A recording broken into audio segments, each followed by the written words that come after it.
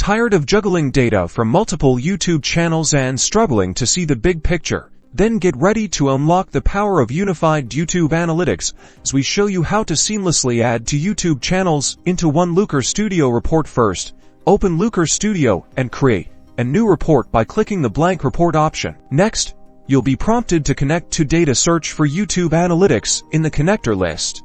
Select your first YouTube channel account and authorize Looker Studio to access your data. Then, click Add to include this data source in your report. Now, repeat the process to add your second YouTube channel again. Search for YouTube Analytics, but this time, select your second channel account, authorize access, and click Add. Now that both channels are connected, you can start building your report. Begin by adding a chart. Choose a chart type, like a time series chart. To visualize views over time, drag and drop the date dimension to the z-axis and the views metric to the y-axis. To compare both channels on the same chart, you'll need to blend the data. Select both YouTube Analytics data sources you added.